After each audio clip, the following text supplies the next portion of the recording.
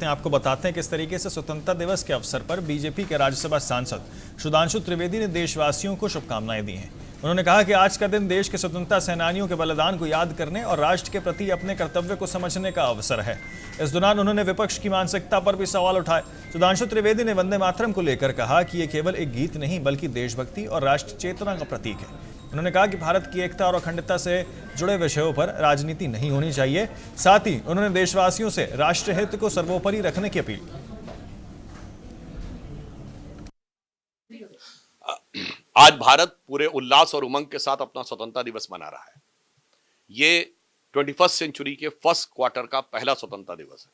आज भारत अपनी स्वतंत्रता के 80वें वर्ष में प्रवेश कर रहा है और एक और दृष्टि से यह ऐतिहासिक स्वतंत्रता दिवस है, चूंकि 14-15 अगस्त 1947 की रात स्वतंत्र भारत की पहली संविधान सभा जब बैठी थी तो वो वंदे मातरम गाकर शुरुआत हुई थी, क्योंकि तब तक राष्ट्रगान के रूप में जनगण मन को अंगीकृत नहीं किया गया था। अर्थात वह वंदे मातरम जिसे गाते हुए लाखों लोगों ने लाठियां और गोलियां खाई, हजारों लोगों ने अपने जान गंवाए, तमाम क्रांतिकारियों ने फांसी गले लगाई और जिसे गाकर स्वतंत्र भारत की पहली संविधान सभा प्रारंभ हुई और जिसे कट्टरपंथी वोटों की सत्ता लोलुप राजनीति के चलते हुए कुर्बान करके काट दिया गया।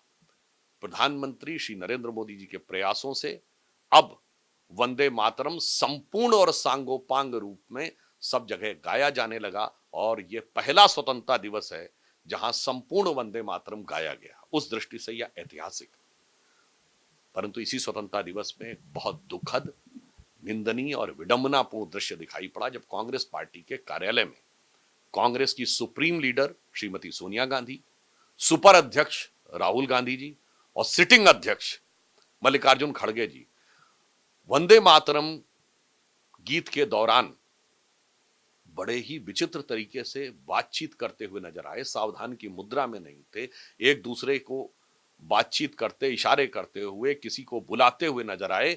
यह राष्ट्रगीत वंदे मातरम का सरासर अपमान है और यह दर्शाता है कि कांग्रेस अभी भी वंदे मातरम को पूर्ण रूप से स्वीकार नहीं कर पाई।